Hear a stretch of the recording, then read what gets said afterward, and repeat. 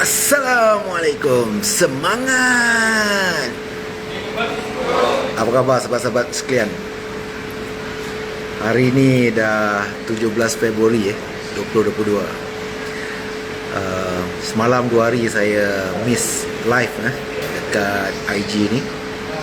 Agak sibuk sejak beberapa hari ni appointment sampai lewat malam. Ni pun belum balik lagi ni, masih di luar Okey, sebenarnya saya nak share ini satu tajuk yang agak menarik. Mengapa 99% orang gagal dalam industri MLM Tapi sebelum saya nak share pasal kegagalan orang dalam industri MLM ni, saya nak cerita satu kisah tau. Kisah ni seorang remaja perempuan lah, remaja perempuan yang telah umur dia menghampiri ke dewasa lah, ke 20-an dalam 19-18 Dia ni ialah remaja kan, banyak masalah, macam-macam masalah yang dia hadapi.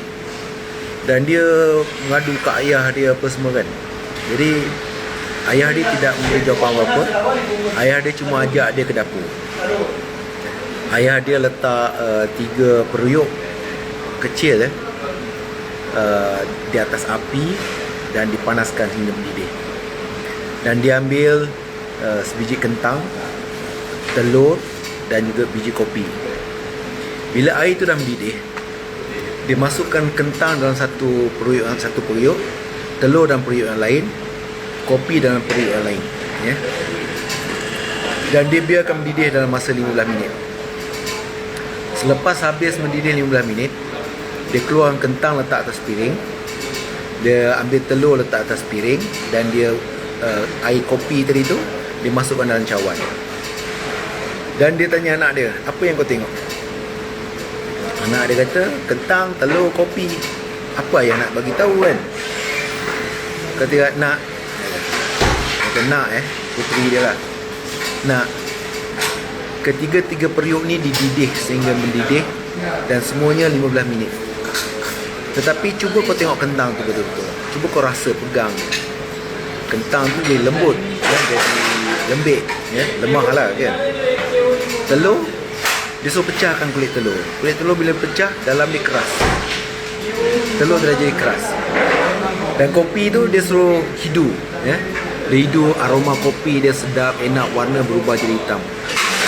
Jadi dia tanya anak dia balik, apa yang kau nampak? Anak dia tak faham. Dia kata, ayah dia kata, kau tengok, ketiga-tiga ni, kentang yang asalnya keras, telur yang luarnya kulit melindungi cecair dalam dia, biji kopi ni yang kecil-kecil ni, semuanya menghadapi masalah yang sama, iaitu air yang dididih selama 15 minit. Tapi kentang dia kena air didih, dia jadi lembik. Telur dia kena didih, isi yang cair dia jadi keras. Kopi totally berubah, dia ubahkan environment air itu jadi hitam dan punya aroma yang enak. Jadi dia kata, anak, kita ni menghadapi masalah, semua orang menghadapi masalah, tapi macam mana kita menghadapi dia telah membezakan kita dengan orang lain. Kentang yang dididih selama 15 minit dia jadi lembik, lemah. Telur ni dia jadi keras, isi cecair di dalam tu dia keras. Kopi ni menjadi, dia ubahkan air di dalam. Jadi dia tanya ayah dia, kau ni mana satu nak? Bila kau terima masalah-masalah ni, apa yang berlaku? Assalamualaikum Tuan Putra Syam. Hari ni saja nak share tentang industri MLM ni. Dia tanya, apa yang kau hadapi sama seperti orang, tapi macam mana kita react kepada masalah itu yang membezakan kita. Adakah kita nak jadi lemah bila kita terima masalah, ataupun kita nak jadi keras, ataupun kita nak ubah environment tu dan dia menjadi lebih baik. Jadi pengajaran dia tentang sekalian, semua orang ada masalah,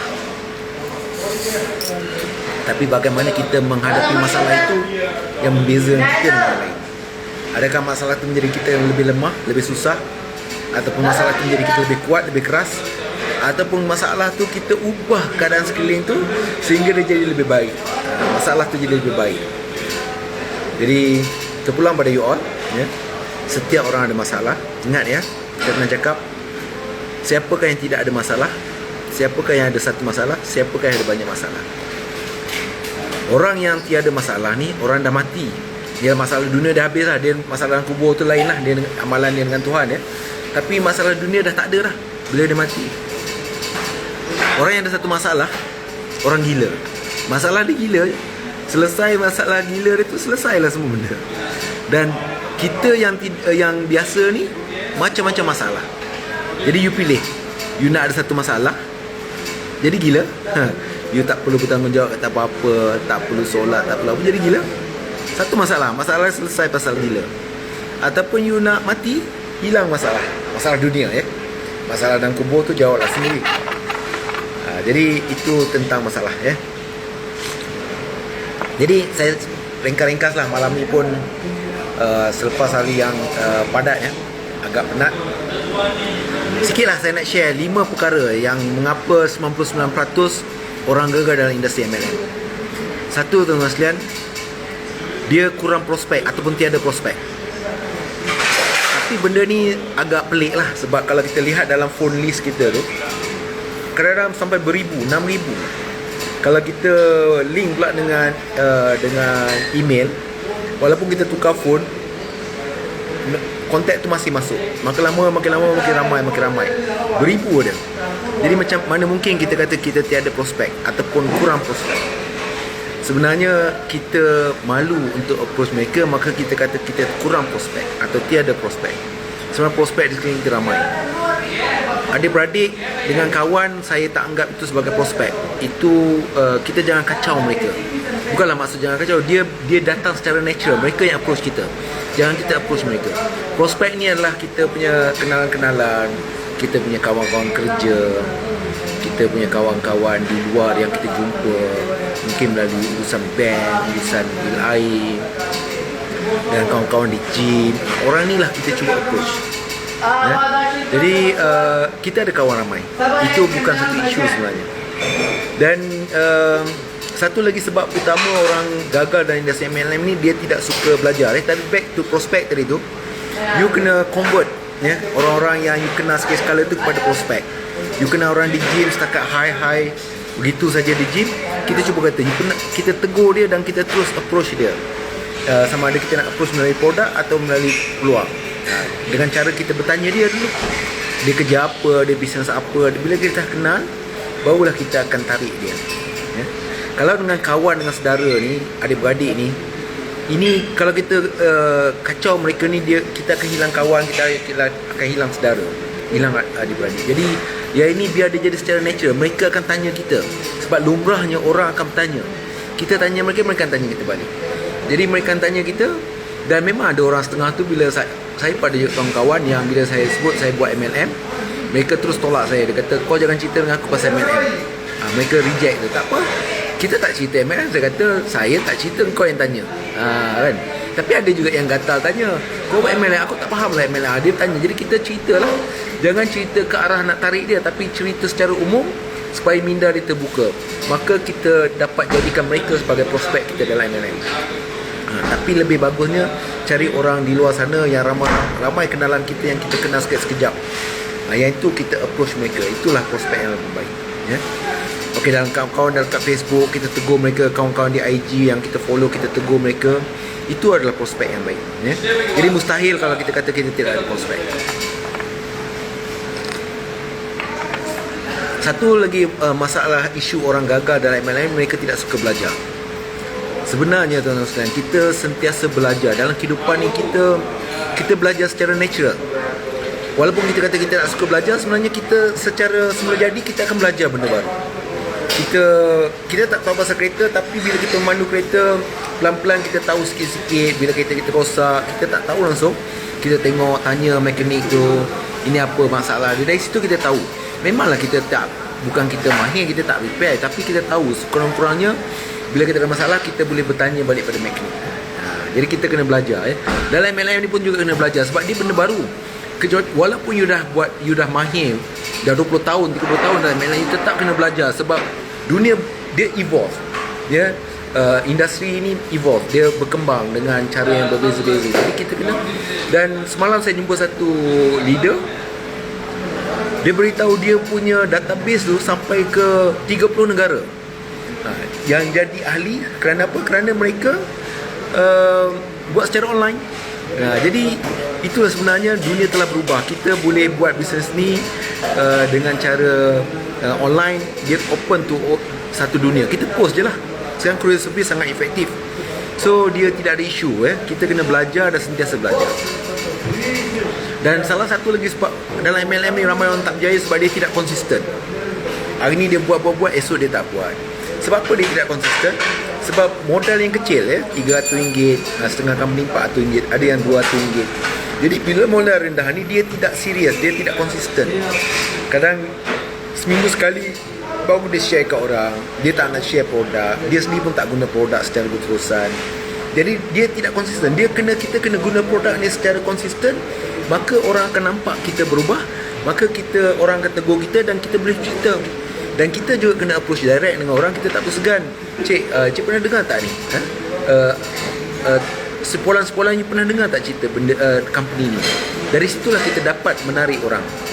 Jadi kita kena konsisten. Setiap hari kena talk, kena bagi tahu cerita. Dan bila kita bertegur je tu, kita tak boleh present terus semua. Kita kata, you pernah dengar tak produk? Contoh macam saya buat produk Egisera, pernah dengar tak? Tunjuk kat dia. Dia tak pernah. Baru kita buat appointment dengan dia. Jangan terus kita approach dia, mungkin dia sibuk ke apa. Ataupun kita tanya, kau boleh freekan masa dalam 5-10 minit, aku explain sikit. Jadi kita tak ganggu lah masa dia. Jadi kena sentiasa bercakap. Sehingga orang akan label kita, datang dah, orang MLM datang dah. Dia label kita. Barulah tandanya kita telah selalu bercerita. Ini doktor dah sampai dah. Sebab kita selalu bercerita tentang produk-produk kesihatan, maka orang label kita sebagai doktor. Businessman dah datang dah. Itulah tandanya kita buat konsisten. Kalau kita tak buat secara konsisten, orang tak tegur kita macam tu, bermakna kita belum cukup lagi bercerita dengan orang.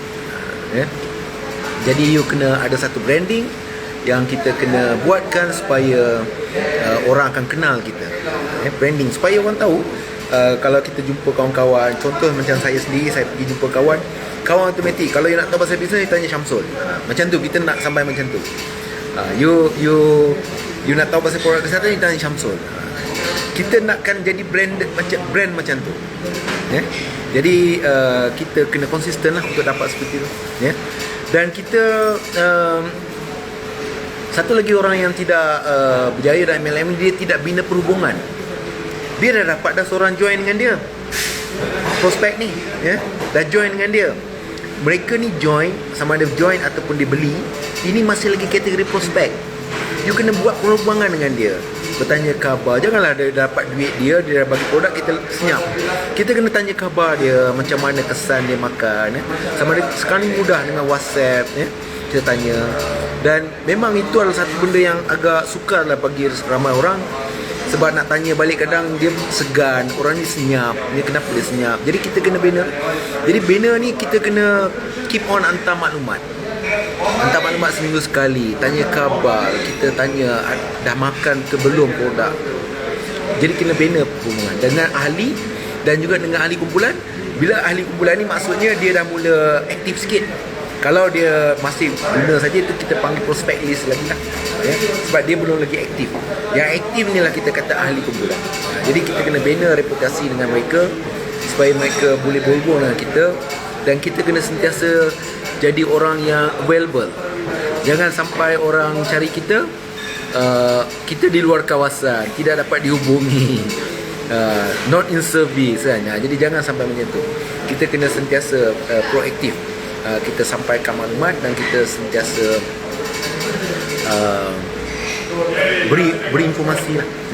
Macam saya sekarang ni dalam beberapa hari ni agak sibuk dengan appointment. Bukan sehari lah, dah 2-3 minggu ni. Jadi agak terabai sikit dengan kawan-kawan yang lama. Jadi kita tak nak kita ada grup, kita hantar info supaya mereka tahu yang kita ni aktif. Dan kita hantar gambar-gambar aktiviti kita. Jadi kita barulah orang tahu, dia ni masih aktif buat. Dan juga salah satu utama yang orang tak berjaya dalam MLM, dia tak bimbing ahli kumpulan dia. Dia tak bina kumpulan. Dia dah taja orang, sebenarnya orang dah ramai, tapi dia tak bina, dia tak kumpulkan mereka, dia tak panggil mereka. Kalau dia tidak ada kamera untuk melatih, you kena gunakan ada people punya training. Contoh syarikat dia ada buat training, so kita bawalah mereka, ajarlah mereka pergi training. Ada leader yang buat training, kita bawalah, ajarlah mereka pergi training. Dan pelan-pelan kita belajar, kita pula buat kumpul, kita buat coaching sendiri. Kita tak semesti buat formal training. Mungkin kita panggil dalam kedai makan ada 4-5 orang, kita buatlah sikit-sikit perbincangan, bina bonding, bagi maklumat, tanya perkabaran. Jangan tanya masalah, kau apa masalah, jangan tanya perkabaran. Saya perasan you tak menaja lagi, boleh saya tahu apa yang menyebabkan you tidak kalau dia kata dia dah banyak cerita dengan orang, dia tak dapat hasil, mungkin cara dia cerita tu kita kena perbaiki. Kalau dia tak pernah jumpa orang, dan sebenarnya aktiviti tak ada, ya. Jadi itu yang maksudnya. Assalamualaikum semua yang baru join, ya. Jadi itulah yang dimaksudkan, ya, tentang bina kumpulan, ya. Jangan kita tanya, oh, kau apa masalah kau? Jangan tanya masalah, kita tanya dari segi bisnes. Jadi dia tak terasa, ya. You dah join ahli dalam sebulan, tak nampak lagi ada penajaan baru. Boleh saya tahu kenapa? Kalau dia kata dia ada buat jumpa orang, kita tanya berapa ramai dah ada jumpa. Dia kata 10 orang. Tapi mana 10 orang dia tak ada hasil lagi, mana cara dia present tak ni. Jadi kita katalah kat dia, bukanlah saya kata saya ni pandai, for time being you buat appointment dengan saya sekali, dengan prospek you. So you gunalah ABC tee up, you introduce saya kepada orang tu, you tee up saya sikit, ini orang yang menaja saya, pengalaman dia betul sikit je, dan barulah saya akan terangkan dia. Jadi dari situ you belajar. Lepas 3-4 orang yang you dengar cara kita present, barulah you akan nampak perubahan dia. Itu salah satu cara contoh. Tapi ada orang dia langsung tidak ada aktiviti. Bila tak ada aktiviti, then tak boleh buat apa lah kalau dia tak ada aktiviti, jadi Omar, apa khabar Omar? Syariful, Suhaimi, ya. Jadi bila tak ada aktiviti, dan kita dari situ kita dapat tu. Sebab tu pembinaan kumpulan tu penting. Kita buat kumpulkan orang, ya. Jadi itulah sedikit yang saya nak share, ya, tadi. Satu, kenapa orang gagal, dia kata dia tiada prospek. Bukan tak ada prospek, dia tak gali lah prospek dia. Dia tidak suka belajar, ya. Dia tidak konsisten jalankan aktiviti dia. Dia tidak bina perhubungan dengan prospek dan dengan ahli kumpulannya. Dan dia tidak bimbing ahli kumpulannya. Saya rumusan, saya pendek je live ni, ya. Jadi itu saja daripada saya hari ni. Tapi ingat tuan-tuan sekalian, kita kena sentiasa berusaha mencari jalan sehinggalah dia jadi. Ya, jangan kita cuba 1, 2, 3 kita give up. Jangan. Kita cuba dan kita cari jalan, ya. Mula kita dah cuba cakap sendiri tak boleh, kita panggil orang yang perkenalkan kita. Cuba pula lagi sekali, dan kita bawa dia datang meeting. Kita ajak dia buat dalam Zoom meeting dalam keadaan sekarang. Jadi banyak benda lah. Dan kalau kita ada material untuk belajar, kita pass kat dia. So these are example lah. Kita kena ikhtiar, kena cuba. Kita dah cuba tegak, tak boleh kita cuba konang gitu kan. Tapi main thing, destinasi A sampai B, itu yang main dia. Tapi macam mana jalan tu berliku-liku tu is up to you, but you have to work on it, ya. Jadi dalam business ni bukan saja MLM. Sebenarnya yang saya terang 5 perkara ni juga dalam semua business sama je, ya. Dia buka restoran, dia tak bagi tahu orang sebab dia kata dia tak kenal orang. Maka tak ada orang datang. You kena bagi tahu orang. Dan dia tak nak mahu belajar. Macam contoh, dia buka restoran, dia tahu masak tapi dia tak tahu macam nak marketing, dia tak nak belajar. Tak boleh, you kena belajar lah, ya. You tak konsisten. Hari ni buka pukul 8, esok you buka pukul 10, lepas tu kadang-kadang you buka pukul 7 pagi. Tak boleh. You kena konsisten. You kena, kalau you letak pukul 10 pagi buka, pukul 10 pagi mesti kena buka on sharp. Walaupun makanan semua belum prepare, 10 pagi mesti kena buka. Suruh orang datang, jemput dulu, order dulu. Jadi kena bina pula hubungan. Bila orang datang, jamu, bila orang dah bayar, encik tadi makan makanan macam mana, binalah repo dengan dia. Encik macam mana makanan tu tadi, okey ke, kan. Jadi di situlah kita kena, maknanya benda sama. Business ni not necessarily business MLM, business lain pun sama. Dan bimbing ni okey lah dalam perniagaan restoran, dia tidak ada bimbing, tetapi dia boleh buat satu melalui grup ke, minta contact number ke Encik, boleh bagi nombor contact number. So kalau saya ada info-info makanan baru, resipi baru, saya boleh hantar pada Encik. Kalau saya ada promosi, saya boleh hantar Encik. Jadi dari situlah tujuan nak bina database pelanggan kita, dengan cara bertanya. Ikut saya nanti saya nak buat survey ke apa, jadi kita tanya. Jadi ini lah salah satu maknanya, apa-apa menjaga 5 perkara ni sama je, lebih kurang je. Jadi remember, just fight one more day. Just fight one more day. Hari ni tak jadi, esok kita lawan lagi. Kita lawan lagi. Just fight one more day. Just fight another day. InsyaAllah, pastinya kita usaha berterusan, Allah akan beri. Cepat atau lambat, itu bergantung kepada ujian yang Allah beri pada kita, supaya kita jadi lebih hebat, lebih matang. InsyaAllah, jumpa anda di Puncak Kejayaan. Assalamualaikum warahmatullahi wabarakatuh.